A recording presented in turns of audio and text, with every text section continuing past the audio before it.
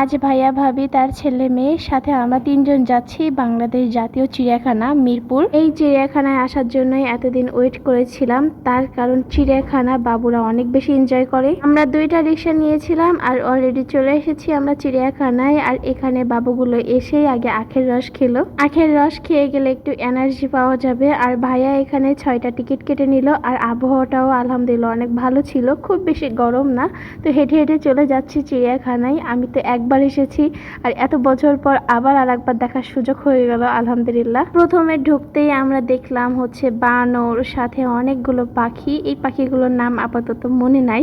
আর যার জন্যই মূলত আসা সে পুরো ঘুম মানে একদম অর্ধেক রাস্তা পুরো ঘুমে কাটিয়েছে। আর বাবা এতবার ডাকার চেষ্টা করলো কিন্তু একবারে উঠলো না। আর এই যে আমরা এখানে বাঘ টাক সবকিছু দেখছিলাম, অলরেডি বাবু উঠে গিয়েছে আর আবার আমরা বাঘের কাছে এসে ওকে আগেই দেখালাম। ও অনেক বেশি এনজয় করছিল, বারবার বলছিল হালুম হালুম। বাঘ দেখার পর আমরা চলে গেলাম সিংহের কাছে, কারণ ওই সিংহটা অনেক ভালো করেই চেনে। বাবা এটা কি বাবা? এটা এই যে ভাল্লুক, সাপ। এখন তো বাবু ঘুম থেকে উঠে গিয়েছে আর সবকিছু ভালো মতো এনজয় করছে, সেটা তো ভিডিওতে দেখেই বুঝতে পারছেন। আর এখানে চলে আসলাম ইমু পাখির কাছে। এই পাখিগুলোকে আমরা উট পাখি বলি, ইমু পাখি বলি, ওই একই হলো। তারপর এখানে ময়ূর দেখলাম আর ও তো সারা রাস্তা পুরো বাবার কাঁধের পরেই জন্য হেঁটে হেঁটে গিয়েছে। সরি, হেঁটে না, বসে বসেই গিয়েছে, অনেক বেশি এনজয় করতে করতে।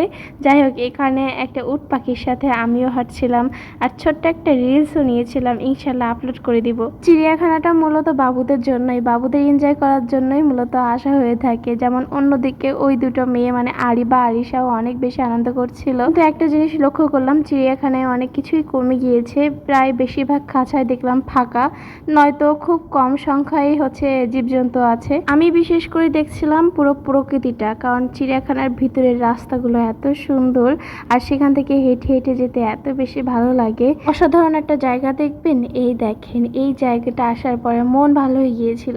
এখানে কয়েকটা টিকচার নিয়ে আমরা হচ্ছে একটু বাদাম খেতে বসে গিয়েছিলাম ঠিক এই লেকের সামনে। এত ভালো লাগছিল, একটা রিফ্রেশিং লাগছিল, একটা হাওয়া দিচ্ছিল আর কি। এত জায়গায় ঘুরেছি যে পা পুরো ব্যথা হয়ে গিয়েছে, কিন্তু সবকিছুর ভিডিও নেইনি বলে আপনাদের কাছে অল্প মনে হতে পারে। তো রেস্ট নেওয়ার পরে একটা ফ্রেশ লাগছিল, তারপর আবার হাঁটা শুরু করে দিয়েছি। আর সব থেকে নজর কেড়েছে আমার এই হাতির দৃশ্যটা। হাতির জায়গাটা এত বড় ছিল, এত সুন্দর ছিল যে আমার সত্যি বলতে অনেক ভালো লাগছিল। আমার বাবুও এখানে এসে অনেক এনজয় করছিল। তারপর চলে গেলাম এই উটের কাছে। দূর থেকে ভিডিও করতে একদমই ভালো লাগছিল না, কিন্তু হায়না নিয়ে কিন্তু একটা ঘটনা ঘটে গিয়েছিল মাঝে। হায়না কি করেছিল, একটা বাচ্চার হাত ছিঁড়ে নিয়ে চলে গিয়েছিল। তারপর থেকে খুব ভালো মতোই আর কি সিকিউরিটি দেওয়া হয়েছে, বাইরে থেকে পুরো গেট টেট সব দেওয়া হয়েছে, যেন কাছে যাওয়ার কোনো মানে চান্সই নাই। আর এখানে 10 টাকা দিয়ে 2টা টিকিট কেটে নিলাম মাছের অ্যাকোয়ারিয়াম দেখতে যাব বলে, মানে জাদুঘরে আর কি। প্রথমে চলে গেলাম হচ্ছে যে মরা পশু পাখিগুলো হচ্ছে ফ্রিজ আপ করে রাখে বা কি বলি মেডিসিন দিয়ে রাখে, সেগুলো দেখতে গিয়েছিলাম। ভিডিওর স্পিডগুলো একটু বাড়িয়ে দিয়েছে, না হলে দেখে শেষ করতে পারবেন না। আর আপনারা আমার সাথে দেখতে থাকুন কি কি রয়েছে। আর বাবু কান্নাকাটি করছিল মাছের এখানে যাওয়ার জন্য, তো তাড়াতাড়ি মাছের এখানে চলে গেলাম। এটা কি বাবা? ফিশ? কি ফিশ? এটা কি মাছ? বলো পুঁটি মাছ। ভয়েসে মাছ কথাটা উচ্চারণ করতেই ওর সাথে সাথে চলে আসলো আর এসে আমার সাথে একটু ভয়েস দিয়ে দিল। একটা মজার ঘটনা আপনাদের সাথে শেয়ার করি। আমরা কিন্তু অলরেডি মাছটা সব কিছু দেখে বের হয়ে চলে যাচ্ছিলাম, আর তখনই আমার বাবু একেবারে কান্নাকাটি শুরু করে দিয়েছে। ও আবার মাছের অ্যাকোয়ারিয়ামের ভিতরে ঢুকবে, আবার মাছ দেখবে। আর আমি কিন্তু আবার ওকে নিয়ে আসছিলাম। এত সুন্দর সুন্দর মাছ দেখছিলাম যা বলার বাহিরে। আর বাবুও এত এনজয় করছিল যে কারণে আবারও আসতে বাধ্য হলো। অ্যাকোয়ারিয়ামের ভিতরে পানিগুলো অত্যন্ত কম ছিল, যে কারণে ভিডিওগুলো খুব একটা স্পষ্ট ছিল না। আর আমি পুরো সব কাট করে করে ভিডিও করেছি। আর একটু পরে আপনাদেরকে একটা অদ্ভুত মাছ দেখাবো, এই যে একদম তেলাপিয়ার মতো দেখতে। এটার নাম ছিল জেব্রা তেলাপিয়া। তাড়াহুড়োয় ভিডিও করার সময় নামগুলো নিতেই ভুলে গিয়েছিলাম, শুধু মাছের ভিডিও করে যাচ্ছে একের পর এক। আর এই যে অবশেষে কিন্তু আমি বাবুকে নিয়ে আর একবার এসেছিলাম, আর সেখানে শুধুমাত্র বাবুই এনজয় করছিল। ও তো মাছের অ্যাকোয়ারিয়াম থেকে আসতেই চাচ্ছিল না, কি কান্নাকাটি। পরে এভাবে ওভাবে ভুলিয়ে আমরা আবার এই ঘোড়ার সামনে নিয়ে আসলাম।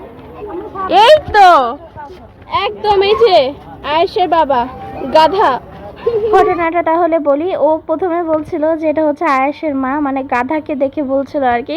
তখন যেই আমি ওর দিকে ভিডিও নিলাম যে এটা কি, তখন ও উল্টো সরে গাইলো যে এটা ওর বাবা নাকি, মানে ওর নিজেকে বললো আর কি। আমি যেটা দেখতে চাচ্ছিলাম সেটা হচ্ছে জিরাফ, আর জিরাফ দেখতে আমার অনেক বেশি ভালো লাগে। আর এখানে ওপরে ওঠার একটা সিস্টেম করে দিয়েছিল আর কি। আমরা হচ্ছে ওপরে উঠে জিরাফটা দেখছিলাম, এত সুন্দর লাগছিল। অনেক ভিড় ছিল, এই জন্য ভালো মতো ভিডিও করতে পারিনি। আর আমরা হচ্ছে আবার একটু রেস্ট নিচ্ছিলাম বসে বসে, বাদাম ছোলা এখানে আমার হাজবেন্ড সব কিনে এনেছিল, এগুলো একটু বসে বসে খাচ্ছিলাম। কারণ অনেক টায়ার্ড হয়ে গিয়েছি, এত ঘুরেছি। ইতিমধ্যে সবারই পা ব্যথা হয়ে গিয়েছে, ভাবি আমার সবারই পা ব্যথা হয়েছে। আর আমার হাজবেন্ডের তো অনেক বেশি কষ্ট হয়েছে, কারণ সারা পথ হচ্ছে আমার বাবুকে এরকম কাঁধে বা কোলে নিয়ে ঘুরেছে।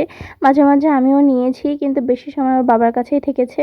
আর এই যে আমার বাবু সব থেকে মজা করেছে হচ্ছে হরিণের এখানে এসে, শুধু বলছিল হরিণ হরিণ। আমাদের অনেক বেশি কষ্ট হয়ে গিয়েছে, আমি আর ভিডিও করতে পারিনি, বাসায় যাওয়ার পর্যন্ত আর ভিডিওটা শেষ হতে পারিনি। তো আজকে এই পর্যন্তই, আল্লাহ হাফেজ সবাইকে, আসসালামু আলাইকুম।